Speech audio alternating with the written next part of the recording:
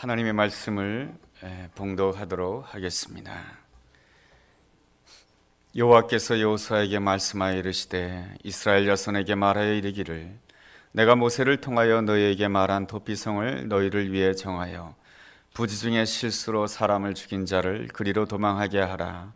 이는 너희를 위해 피해 보복자를 피할 것이니라. 이 성읍들 중에 하나에 도피하는 자는 그 성읍에 들어가는 문 어귀에 서서 그 성읍의 장로들의 귀에 자기의 사건을 말할 것이요 그들은 그를 성읍에 받아들여 한 곳을 주어 자기들 중에 거주하게 하고 피해 보복자가 그의 뒤를 따라온다 할지라도 그들은 그 살인자를 그의 손에 내주지 말지니 이는 본래 미워함이 없이 부지 중에 그의 이웃을 죽였음이라. 그 살인자는 회중 앞에 서서 재판을 받기까지 또는 그 당시 대제사장이 죽기까지 그 성읍에 거주하다가 그 후에 그 살인자는 그 성읍 곧 자기가 도망하여 나온 자기 성읍 자기 집으로 돌아갈지니라 하라 하시니라. 이에 그들이 납달리의 산지 갈릴리 게데스와 에브라임 산지의 세겜과 유다 산지의 기랏 아르바 곧 헤브론과 여리고 동쪽 요단 동쪽 요단 저쪽 르우벤 지파 중에서 평지 광야의 베셀과 갓 지파 중에서 길랄 라못과 므낫세 지파 중에서 바산 골란을 구별하였으니 이는 곧 이스라엘 모든 자손과 그들 중에 거류하는 거류민을 위하여 선정된 성읍들로서 누구든지 부지 중에 살인한 자가 그리로 도망하여 그가 회중 앞에 설 때까지 피해 보복자의 손에 죽지 아니하게 하기 위함이라. 신앙의 가장 아름다운 모습은 매 순간마다 하나님의 사랑이 어떠한지를 매 순간마다 헤아리는 것입니다. 우리가 신앙생활하다가 넘어지는 이유가 무엇입니까? 하나님의 사랑을 노래하지 못하고 하나님의 사랑을 헤아리지 못하기 때문에 그렇습니다. 어떤 초보 운전자가 차 뒤에다가 이런 글귀를 써붙였습니다. 나도 내가 어떻게 할지 잘 모릅니다. 운전이 서툴다 보니까 운전은 하지만 내가 어떻게 할지 나도 잘 모른다라고 하는 것이죠. 운전에서만 내가 어떻게 할지 잘 모르겠습니까? 삶 가운데도 때로는 힘들고 어려운 상황 가운데 처하게 되었을 때 나도 내가 어떻게 할지 잘 모르는 그런 형편 가운데 처할 때가 있습니다. 그것은 우리가 이렇게 함께 살아가기 때문에 그렇습니다. 어느 누구도 홀로 살아가는 사람이 없습니다. 가족 가운데 함께 살아가고 교회 가운데 함께 살아가고 또 직장 가운데 함께 살아갑니다. 이 함께 살아간다라고 하는 것은 하나님께서 우리에게 주신 아주 소중한 축복입니다. 이 함께 살아가는 가운데 내가 함께 살아가는 사람들로부터 존중받고 또한 함께 살아가는 사람들을 존중해 주게 되었을 때 우리는 이 자존감이라고 하는 것을 가지게 됩니다. 이 사람은 이 자존감을 가져야만이 나를 소중히 여길 줄 아는 사람이 되고 또 내 옆에 있는 사람을 소중히 여길 줄 아는 그런 건강한 사람이 될 수가 있습니다. 그렇지만은 함께 살아가는 현실 가운데 우리가 경험하는 현실이라고 하는 것은 나는 인정받고 나는 존중받고 나는 사랑받고 싶은데 쉽게 인정을 받지 못합니다. 쉽게 존중받지 못합니다. 사람들은 웬만해서는 칭찬해 주지 않습니다. 웬만해서는 잘했다라고 말해 주지 않습니다. 왜 그럴까요? 그것은 우리가 어린 시절부터 성장하면서 이 경쟁 관계 속에서 성장했기 때문에 그렇습니다. 내가 이겨야 된다라고 하는 생각이 강했고 그리고 뭔가 특별히 잘해야만이 칭찬받는 그러한 문화 속에서 성장하다가 보니까 우리 마음 깊은 곳에서는 인정받고 싶어요. 사랑받고 싶어요. 존중받고 싶어요. 그런데 사람들은 쉽게 존중해 주지 않습니다. 존중해 주기보다는 오히려 잘못했다고 책망하고요. 존중해 주기보다는 오히려 험담하고요. 존중해 주기보다는 오히려 뭐라고 그럽니다. 또 하대합니다. 이러한 과정이 이렇게 겹치다가 보면은 우리 마음 안에 수치감이 자리를 잡게 됩니다. 이 수치감이 자리를 잡게 되면은 두 가지 모습이 나타나게 됩니다. 하나는 나 자신을 형편없는 사람이라고 생각합니다. 나 같은 것은 살 자격이 없어 하면서 자기 자신을 학대하는 사람이 되고요. 다른 사람들을 향해서는 함부로 말하는 자가 되고요. 다른 사람에 대해서는 함부로 판단하는 자가 되고요. 다른 사람에 대해서 심지어 폭력까지 행사하는 그러한 모습을 가지게 됩니다. 그러면 더 큰 어려움, 더 큰 문제가 발생하게 되는 것이죠. 어떤 젊은 크리스찬 부부의 이야기입니다. 양가 가정이 다 예수 믿는 그러한 가정이었습니다. 두 사람이 다 그리스도인이니까 잘 살 것 같았었는데 얼마 살지 못하고 헤어지게 됩니다. 그 헤어지게 된 결정적인 한 가지 이유가 있었는데 그것이 뭐냐면 이 두 사람이 결혼식을 하고 나서 신혼여행을 갔는데 신혼여행 가서 사소한 다툼이 있었던 것 같습니다. 이 사소한 다툼 속에서 이 남자분이 들고 있던 수건을 여자에게 던졌습니다. 아주 이제 모멸감이죠. 모독이죠. 이 신부는 그것을 감당할 수가 없었습니다. 어떻게 당신이 나에게 그럴 수 있겠는가? 내가 이러한 모멸을 받으면서 나는 당신과 살 수가 없다. 그래서 결국에는 이 두 사람이 헤어지게 됩니다. 이 두 사람은 교회 나오시는 그러한 분이었지만은 먼저 그리스도를 생각하지 못하였습니다. 조금이라도 그리스도의 사랑, 그리스도의 용서를 조금만 더 생각했다라고 한다면 조금 더 인내하면서 기다려주면서 아름다운 가정을 이룰 수가 있었는데 그 작은 일, 수건 던지는 일로 인하여서 그만 이 가정은 깨어지게 됩니다. 삶의 모든 문제는 나를 기준으로 해서 판단하면서부터 시작되는 것입니다. 나에게 이익이 되느냐, 나에게 손해가 되느냐, 그것을 기준으로 해가지고 옳고 그름을 따지게 됩니다. 그러면서 죄의 역사는 시작이 되는 것입니다. 이스라엘 백성들이 광야에서 실패한 이유가 무엇이겠습니까? 나를 기준으로 해서 모든 것을 판단했기 때문에 그렇습니다. 나를 기준으로 해서 하나님을 판단하고 모세를 판단하였습니다. 앞에 홍해바다가 있고 또한 뒤에 애국 군대가 쫓아오고 있습니다. 상황이 너무 어렵습니다. 그랬을 때 나를 기준으로 해서 하나님을 원망하고 모세를 원망합니다. 물이 없을 때 하나님을 원망하고 모세를 원망합니다. 그 모든 원망의 기준이 뭡니까? 나의 이익과 나의 손해인 것입니다. 나의 이익과 나의 손해에 따라서 모든 것을 판단하게 됩니다. 여기에서부터 모든 문제가 발생하게 되는 것이고 더 큰 어려움이 생기게 되는 것입니다. 광야를 지나는 이스라엘 백성들이 어떻게 되었습니까? 그렇게 함으로 인하여서 여호수아와 갈렙을 제외하고는 모두가 다 적과 꿀이 흐른 땅에 들어가지 못하고 가나안 땅에서 죽음을 맞이하는 안타까운 그러한 사실이 되고 맙니다. 예수님께서 우리를 위하여 십자가에 못 박히신 이유가 무엇입니까? 나를 기준으로 해서 판단하고자 하는 그 모든 죄악된 결과를 우리 삶 가운데서 다 끊어버리기 위한 것입니다. 그래서 더 이상 나를 기준으로 해서 살지 않고 하나님을 기준으로 해서 살기를 주님께서는 우리에게 원하고 계시는 것입니다. 나 중심적인 판단이 앞서게 되었을 때 우리가 보다 더 주의해야 될 것이 있습니다. 그것은 바로 우리의 말인 것입니다. 이 말을 늘 주의해야 됩니다. 이 말을 잘 절제하는 사람이 자기를 잘 지킬 수가 있습니다. 어느 목사님의 간증입니다. 자신은 항상 정의롭게 산다라고 생각했습니다. 그리고 교회 안에는 바른 말을 하는 사람이 있어야 된다라고 생각했던 것입니다. 해야 할 말은 해야 한다라고 하는 것이죠. 그래야만이 교회가 바로 설 수 있다라고 하는 그런 생각을 가지게 되었는데 말이죠.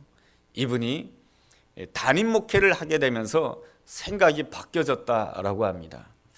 어느 교회 담임으로 이제 가게 되었는데, 그 교회도 역시나 이 바른 말을 할 줄 아는 그런 분이 계셨다라고 합니다. 그런데 그 바른 말을 하는 사람으로 인하여서 항상 교회에서 문제가 일어나게 되고 어려운 일이 발생하더라는 것입니다. 그분의 이야기를 들으면 틀린 말이 없다라고 하는 것이죠. 다 바른 말이에요. 그런데 그 바른 말 때문에 성도와 성도 사이에 갈등이 생기고 나누어지게 되고 분열하게 되고 상처를 주고 받는 그런 일들이 자꾸만 일어나게 되더라라는 것입니다. 왜 그럴까? 가만히 생각을 해보다가 병원에 입원한 환자를 생각했다라고 하는 것입니다. 환자가 병원에 입원하는 이유는 아프기 때문에 입원하는 것입니다. 그래서 병원에서 수술을 받습니다. 몇 시간 동안 수술을 받게 되죠. 그 다음에는 어떻게 합니까? 수술만 한다고 해서 그 사람의 건강이 회복이 되는 것이 아닙니다. 수술한 다음에는 그 찢어진 자리를 다시금 꼬매야 되는 것입니다. 그리고 꼬맨 부분이 아물어야 되는 것이고, 그리고 모든 몸의 기능이 원활하게 회복되기 위해서는 좋은 것을 먹어야 되고 또 영양분이 잘 공급되어야만이 그 몸이 건강하게 회복될 수 있는 것입니다.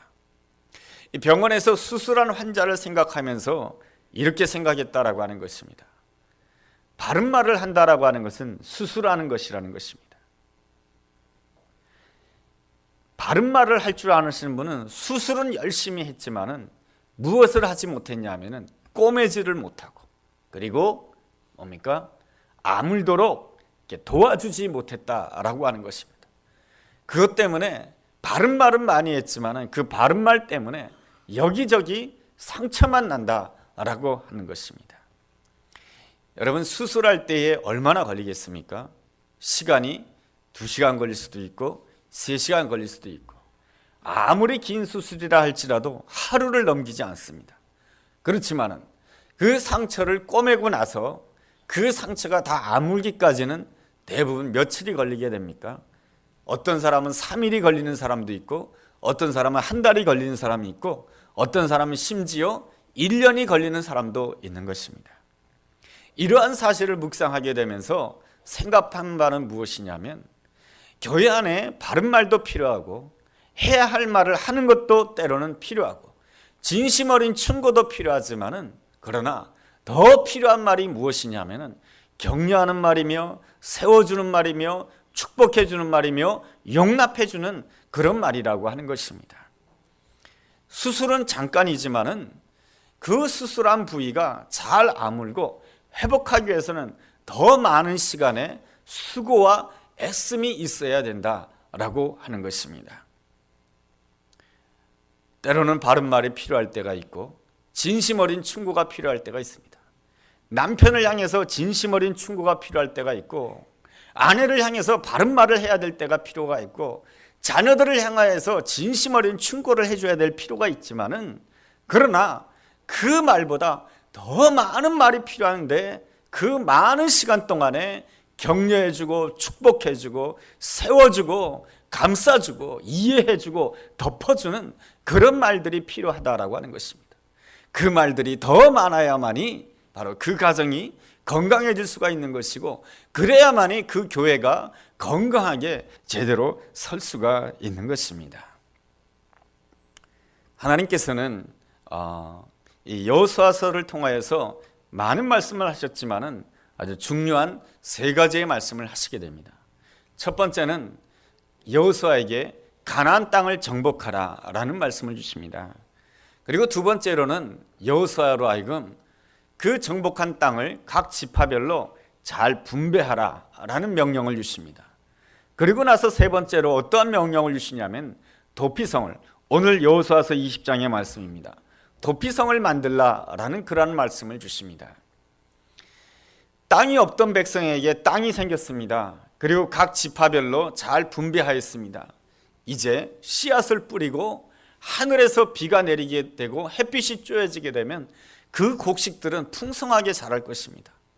이제 땅이 주어졌고 각 지파별로 잘 분배가 되었으니 이제 열심히 땀 흘리게 되면 하나님께로부터 복 받을 것밖에 없다라고 하는 그 생각이 들었는데, 주님께서는 말씀해 주십니다. 도피성이 있어야 된다라고 하는 것입니다. 그것은 바로 도피성이 있어야만이 이스라엘 백성들이 계속해서 뭡니까? 이 가나안 땅에서 주님 안에서 복되게 살 수가 있다라고 하는 것입니다. 하나님께서 이 이스라엘 백성들에게 이 도피성을 허락하시는 이유가 무엇이겠습니까? 그것은 첫째로 이스라엘 백성들이 이 도피성을 보게 되면서 나 자신이 얼마나 연약한 존재인지를 잘 알아야 된다라고 하는 것입니다. 3절 말씀에 보면 이런 말씀이 있습니다. 부지 중에 실수로 사람을 죽인 자를 그리로 도망하게 하라. 사람은 아무리 잘한다라고 해도 뜻하지 않게 잘못을 행할 수가 있는 것이고, 원하지 않게 죄를 범할 수가 있는 것입니다. 사람이 처음부터 내가 죄를 지어야지 그렇게 결심하면서 죄를 짓는 사람은 그렇게 많지 않습니다. 대부분은 실수로 죄를 짓고 또한 뜻하지 않게 죄를 짓는 것입니다. 그 이유는 사람들 마음 가운데 욕구가 있기 때문에 그렇습니다. 인정받고자 하는 욕구가 있고 또한 소유하고자 하는 욕구가 있습니다. 그런데 그 모든 욕구를 주님 안에서 잘 절제하면서 그 욕구를 위해서 충성한다라고 한다면, 그 욕구를 통해서 생육하고 번성하고 땅에 충만하고 온 세상을 다스리는 놀라운 은혜를 누릴 수가 있을 터인데, 사람들은 문제는 잘 절제를 하지 못한다라고 하는 것입니다. 하나님의 뜻대로 온전히 살려고 했던 다윗 왕도 그렇습니다. 다윗은 오랫동안 고생하였습니다. 광야에서 고생하다가 드디어 이스라엘의 왕이 됩니다. 높은 지위에 오르게 되고 물질도 넉넉해졌고, 요즘에는 일부 일처제지만은 당시에는 일부 다처제였죠. 사회 분위기가. 또 부인도 많았습니다. 그렇다고 한다면 모든 것이 다 넉넉했을 텐데, 이 다윗 왕은 모든 것이 편안할 때 이상하게도 밧세바를 범하게 됩니다. 절제하지 못한 것이죠. 자기 욕심을 절제하지 못함으로 해서 밧세바를 범하게 되고, 또한 그것을 감추기 위해서 우리아 장군을 죽이게 됩니다. 이 일로 인하여서 이 다윗의 가정에 얼마나 이 커다란 이 어려움이 찾아오는지 모릅니다. 자녀들 간에 서로가 서로를 죽이고 부모와 자식 간에 원수가 되는 그러한 아주 좋지 못한 일들이 일어나게 됩니다. 우리는 참 연약한 존재입니다. 에덴 동산에 있어도 죄를 짓는 것이 우리 인간인 것입니다. 하나님께서 우리 삶 가운데 도피성을 허락하시는 이유는 날마다 우리가 얼마나 연약한지 돌아보라라고 하는 것입니다. 다른 사람을 정죄하고 다른 사람을 판단하기 이전에 먼저 더 자신의 연약함을 보라고 하는 것입니다. 사도 바울이 그랬습니다. 사도 바울은 누구보다도 복음을 위하여 열심히 헌신하는 사람이었지만 그는 주님 앞에서 늘 자신을 그렇게 고백합니다. 나는 죄인 중에 괴수입니다. 나의 나됨은 주님의 은혜입니다. 항상 나의 나됨은 주님의 은혜임을 고백하면서 겸손하게 내 연약함을 고백했기 때문에 이 사도 바울은 주님께서 자신을 부르실 때까지 온전하게 하나님 앞에 잘 쓰임을 받을 수가 있었던 것입니다. 그러므로 우리가 내 자신의 연약함을 보고 내 자신의 못난 점을 보고 내 자신의 죄악된 모습을 본다라고 하는 것은 너무나도 귀한 것입니다. 내 연약함을 보아야 주님께 나아가게 되고 만병의 의사가 되어주시는 예수 그리스도로 말미암아 치유와 회복의 은혜를 누리게 될 수 있는 줄로 믿습니다. 둘째로 하나님께서 도피성을 주신 이유는 우리로 하여금 보복하면서 살도록 원하지 않으셨기 때문에 그렇습니다. 5절 말씀에 보면 이런 말씀이 있습니다. 피의 보복자가 그의 뒤를 따라온다 할지라도 그들은 그 살인자를 그의 손에 내주지 말라라고 말씀해 주고 있습니다. 고대 사회 속에서는 고의로 했던 고의로 하지 않았던지 간에 살인자는 무조건 보복하게 되어 있습니다. 그렇지만은 하나님께서는 이스라엘 백성들로 하여금 보복하면서 살지 말라고 말씀해 주십니다. 그래서 어디에 있든지 간에 이 도피성으로 피하기만 하면은 그 생명을 하나님께서 지켜주도록 하나님께서 그렇게 법을 정해 놓으셨습니다. 그것은 하나님께서는 이스라엘 백성들이 보복하면서 살기를 원하지 않았기 때문에 그렇습니다. 옆에 있는 사람과 원수된 관계로 살기를 원하지 않았던 것입니다. 내가 어떠한 형편 가운데 있든지 간에 세상을 향해서 축복의 통로가 되면서 살기를 원하시는 것이 우리에게 향하신 하나님의 아름다운 뜻인 줄로 믿습니다. 남아프리카 공화국에서 백인 정권에서 흑인 정권으로 옮겨질 때입니다. 당시에 그 남아프리카 공화국에 살고 있었던 한국 교민들은 대단히 걱정을 많이 했다라고 합니다. 이 백인 정권이 끝나고 이제 흑인 정권으로 옮겨지게 되면은 반드시 이 땅에 유혈 사태가 일어날 것이며 내전이 일어날 것이다라고 생각했다라고 하는 것입니다. 그런데 말이죠, 너무나도 조용하게 백인 정권에서 흑인 정권으로 넘어가게 되고 또한 너무나도 평화스럽게 나라가 유지되는 것에 깜짝 놀랐다라고 합니다. 이 모든 일의 중간에는 누가 있었습니까? 바로 만델라 대통령이라고 하는 분이 있었습니다. 이 만델라 대통령은 인종차별에 반대한다고 하는 그 이유 때문에 감옥에 갇히게 됩니다. 그가 감옥에 갇혔을 때가 몇 살이냐면은 47이었습니다. 47에 감옥에 갇혔다가 그가 출소하게 되었을 때가 몇 살 때냐면은 71입니다. 그러니까 이 만델라 씨는 이 감옥 안에서 인종차별에 반대했다고 하는 이유 때문에 만 27년을 살게 됩니다. 그리고 만 27년 동안 사는 동안에 어머니가 세상을 떠나게 되고 사랑하는 아들이 세상을 떠나게 됩니다. 어머니가 세상을 떠나게 되었지만 어머니의 임종을 지킬 수가 없었고, 아들이 세상을 떠나게 되었지만 아들의 곁에서 따뜻하게 한 번이라도 아들을 잡아줄 수가 없었던 그러한 안타까움과 슬픔이 그분의 마음 가운데 있었습니다. 이제 출소하게 되어서 이제 흑인 정권이 들어서게 되면서 제일 먼저 만델라 씨가 바로 남아프리카 공화국의 대통령이 됩니다. 모든 사람들은 피해 보복이 있을 것이다라고 예상하였지만 그렇지 않았습니다.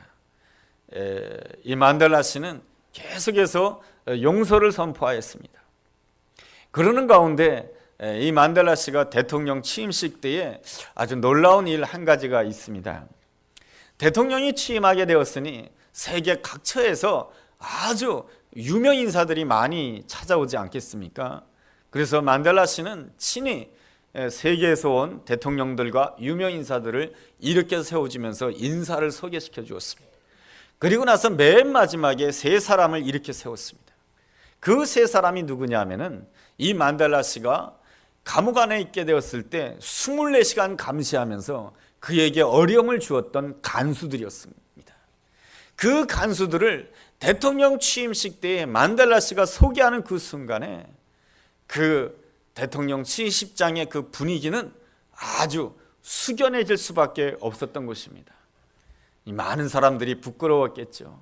많은 사람들이 또한 미안했겠죠. 또 많은 사람들이 놀라게 된 것입니다.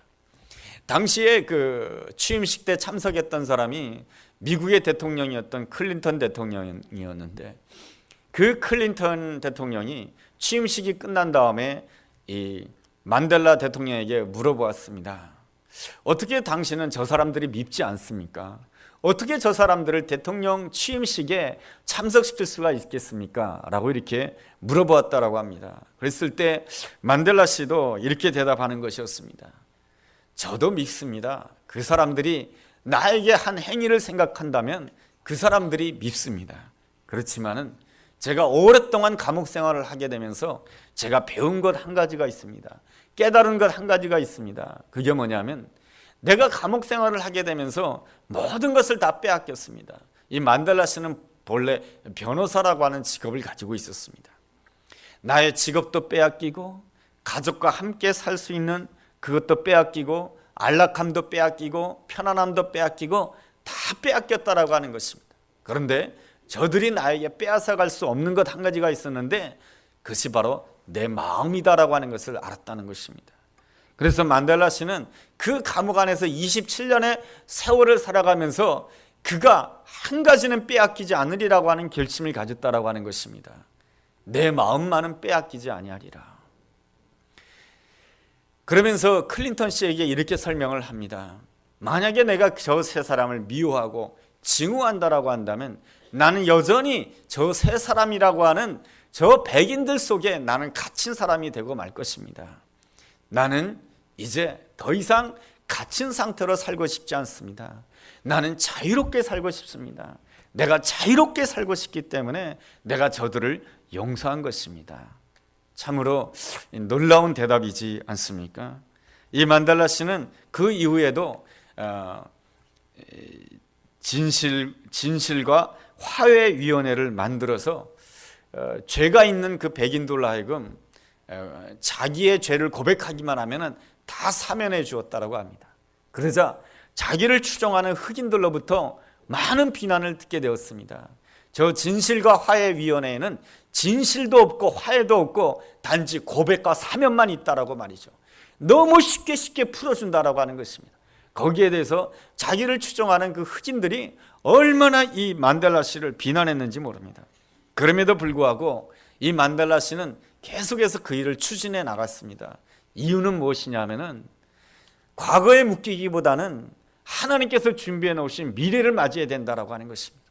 하나님께서 준비해 놓으신 그 미래는 흑인과 백인이 인종차별을 받는 것이 아니고 흑인과 백인이 함께 살아가며 함께 서로를 존중하며 살아가는 그러한 사회를 건설해야 되겠다라고 하는 일념을 가지고 그렇게 사람들을 용서해 주었다라고 하는 것입니다. 하나님께서는 우리가 죄를 지었을 때 그 죄 때문에 넘어지고 그 죄 때문에 좌절하기를 원하지 아니하십니다. 하나님께서는 내가 아무리 못난 짓을 했다 할지라도 부족하다 할지라도 하나님께서는 다시 세워주기를 원하시고 새롭게 인생을 출발하기를 원하시는 그러한 분이 우리가 섬기는 놀라우신 주님이신 줄로 믿습니다. 그러기에 주님께서는 이스라엘 백성들을 위하여서 땅을 주는 것도 필요한 것이고 물질을 주는 것도 필요한 것이지만은 주님께서는 이스라엘 백성들에게 무엇을 주기를 원하셨냐면은 도피성을 주시기를 원했던 것입니다. 바로 우리의 가정 안에 도피성이 있어야 되고 우리 교회 안에 도피성이 있어야 되고 우리 삶 가운데 도피성이신 예수님이 있게 되었을 때 우리가 때로는 넘어진다 할지라도 우리는 다시 일어서서 앞으로 전진할 수가 있고 그렇게 되었을 때 우리는 그리스도 안에서 자유한 자가 되고 하나님께서 예비해 놓으신 새로운 미래로 나아갈 수 있는 복된 사람이 될 수 있는 줄로 믿습니다. 셋째로 하나님께서 우리에게 도피성을 허락하신 이유는 우리의 진정한 도피성이 되신 예수 그리스도만 의지하며 예수 그리스도만을 의지하며 살아가도록 하기 위한 하나님의 거룩한 뜻이 있는 것입니다. 이 도피성이 몇 개나 있습니까? 여호수아서 20장 7절과 8절을 읽어본다라고 한다면 6개가 있다라고 하는 것을 알 수가 있습니다.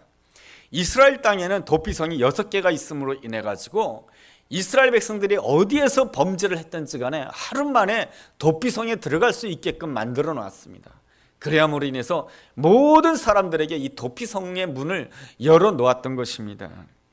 그런데 이 도피성의 이름을 본다라고 한다면 다 예수님을 가리키고 있다라고 하는 것을 알게 됩니다. 이 도피성의 이름은 이렇습니다. 게데스요, 세겜이요, 헤브론이요, 베셀이요, 라못이요, 골란입니다. 게데스라고 하는 뜻은 거룩하다라고 하는 뜻입니다. 내가 아무리 죄를 지었다 할지라도 주님 앞에 나간다라고 한다면 주님께서는 내 죄를 사하여 주시고 얼마든지 나를 거룩하게 하시는 그러한 분이시다라고 하는 것입니다. 세겜이라고 하는 뜻은 어깨라고 하는 뜻입니다. 여러분, 주님을 표현하는 표현에 이러한 표현이 있습니다. 그분의 어깨에는 정사를 메었고 그분의 어깨에 정사를 메었다라고 하는 것은 예수 그리스도로 말미암아 하나님의 섭리가 이루어진다라고 하는 것입니다. 세상은 예수 그리스도를 십자가에 못 박았습니다. 너무 잘못된 행위를 한 것이죠. 십자가는 억울한 십자가이고 십자가라는 있어서는 안 되는, 예수님이 십자가에 못 박히는 것은 있어서는 안 되는 일이었던 것입니다. 그렇지만은 하나님께서는 이 십자가를 통해서 온 인류를 구원하시고자 하는 하나님의 놀라운 섭리를 이루어 주셨던 것입니다. 베드로, 예수님의 제자 가운데 수제자입니다. 누구보다도 예수님을 위해서 죽겠다라고 결심한 사람입니다. 그렇다고 한다면 그 제자 베드로는 예수님을 부인하면 안 되는 사람이었습니다. 그런데 베드로는 예수님을 부인했고 넘어졌고 낙심하였습니다. 그렇지만은 그 못난 점을 통하여서 하나님의 섭리가 이루어지게 됩니다. 그 못난 점을 통하여서 이 베드로가 주님을 위하여 죽기까지 헌신하는 아름다운 사람이 됩니다. 그 못난 점 때문에, 그 실패 때문에, 그 실수 때문에 베드로는 아무리 하나님을 위해서 열심히 일한다 할지라도 자기를 자랑하는 자가 되지 아니했던 것입니다. 항상 예수님만을 자랑하고 나를 감추고 예수님을 드러내는 그런 복된 사람이 될 수가 있었던 것입니다. 그리고 도피성 가운데는 헤브론이라고 하는 성이 있습니다. 헤브론이라고 하는 것은 교제를 뜻하는 것이죠. 우리는 우리의 죄로 말미암아 하나님과 멀어질 수밖에 없는 존재였습니다. 그러나 예수 그리스도 앞에 나아갈 때 우리는 하나님과 교제할 수 있는 복된 존재가 된 줄로 믿습니다. 기도하면 하나님께 응답받는 그런 존재가 되었다라고 하는 것입니다. 베셀이라고 하는 뜻은 요새라고 하는 뜻이죠. 하나님이 보호해 주신다라고 하는 것입니다. 라모시라고 하는 것은 가장 높은 것을 뜻합니다. 주님은 높은 곳에 계셨지만은 낮은 자리에 오셔서 우리와 함께 해주셨습니다. 곤란이라고 하는 뜻은 피난처를 뜻하는 것입니다. 주님께서는 얼마든지 우리의 피난처가 되어주신다라고 하는 것입니다. 이 도피성의 이름 하나하나가 다 예수님의 그 아름다운 성품을 가르쳐주고 있습니다. 우리가 삶을 살다 보면 내가 생각지 못했던 절박한 상황 가운데 빠질 때가 있습니다. 아무리 물질이 넉넉해도 넘어질 때가 있습니다. 다윗왕은 물질이 부족해서 넘어졌습니까? 넘어질 때가 있는 것이죠.